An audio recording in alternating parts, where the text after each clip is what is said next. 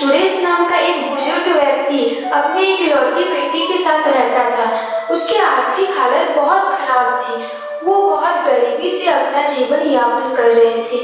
एक दिन की बात है जब गांव की जमींदार हरिलाल सेठ आता है और कहता है, मुझे उधार दिए हुए सालों बीत गए हैं, लेकिन तूने आज तक एक पाई भी वापस नहीं लौटाई है। आज मुझे मेरे पैसे चाहिए, नहीं तो मैं तुम सबको धक्के मारकर इस घर से बाहर निकाल दूंगा। बस 2 दिन की मोहलत और दे दीजिए सेठ जी। कल मेरा बेटा शहर से लौटने वाला है। जैसे ही वो वापस आएगा मैं सबसे पहले आपको पैसा चुका दूंगा। आपने इतने सालों तक सब्र रखा है तो क्या 2 दिन और नहीं रुक सकते? मैं आपसे हाथ जोड़कर विनती करता हूँ, मेरी मजबूरी को समझिए सेठ जी। अच्छा ठीक है, मैं तुम्हें 2 दिन की और मोहलत देता हूँ, लेकिन याद रखना, अगर 2 दिन में मुझे मेरे पैसे नहीं मिले तो तुम्हारा सारा सामान बाहर फेंक दूंगा और तुम्हें भी इस गांव से बाहर फेंकवा दूंगा। ऐसा बोलकर वो जमींदार वहां से चला जाता है।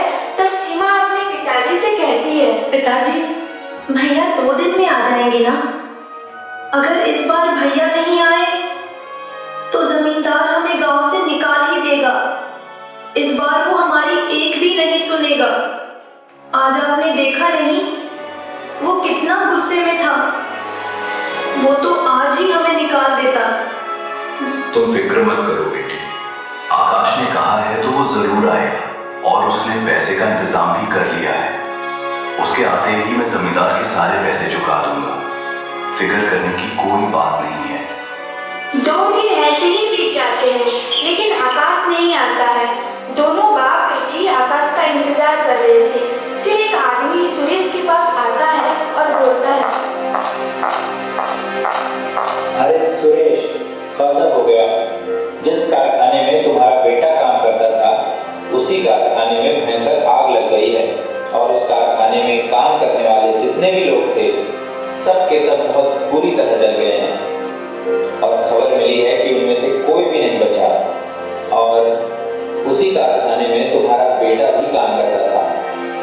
यह सुनकर सुरेश के ऊपर दुखों का पहाड़ टूट पड़ता है और वो फूट फूट के रोने लगता है। हे भगवान, ये क्या कर दिया आपने? अब क्या होगा मेरा और मेरी बेटी का? हम कैसे जिएंगे? किसके सहारे जिएंगे?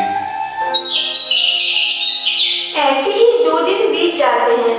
उसके गांव में एक आदमी सूटकेस लेकर आता है। उसी समय जमींदार भी वहां से गुजर रहे थे। अरे भाई साहब, जरा सुनिए, सुरेश जी का घर कहाँ है? क्या आप मुझे बता सकते हैं? तुम कौन हो और कहां से आए हो? इस गांव के तो नहीं लगते। आप तो जानते ही होंगे कि सुरेश जी के बेटे की कारखाने में आग लगने की वजह से मृत्यु हो गई थी। उसने इतने सालों में बहुत मेहनत करके काफ़ी पैसे जमा कर लिए थे। वो सारे पैसे लेकर घर आने ही वाला था, लेकिन उससे पहले ही ये दर्दनाक दुर्घटना हो गई। इसी वजह से कारखाने के मालिक ने उनके परिवार वालों के लिए पैसे भेजे हैं। मैं वही पैसे सुरेश जी को देने आया हूँ। यह सुनकर उस जमींदार के मन में लालच जग जाती है और वह मन ही मन सोचने लगता है, क्यों ना मैं ऐसे बोल दूं कि मैं ही सुरेश हूं और ये सारे पैसे ले लूं। वैसे भी सुरेश ने मुझसे कर्ज लिया था जो वो अब चुका नहीं सकता। अगर मैं ये पैसे ले लूं तो मेरा कर्ज भी उतर जाएगा और मेरा काम भी बन जाएगा। पर इसके लिए मुझे उसे यहीं से भगा देना होगा। अरे भाई, तुम एकदम सही आदमी से मिले हो। मैं ही सुरेश हूं और जिसके बारे में तुम बात कर रहे हो वो मेरा ही बेटा है।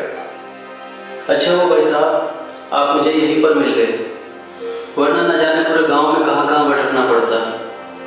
ये लीजिए आपकी अमानत। अब मैं चलता हूँ। यह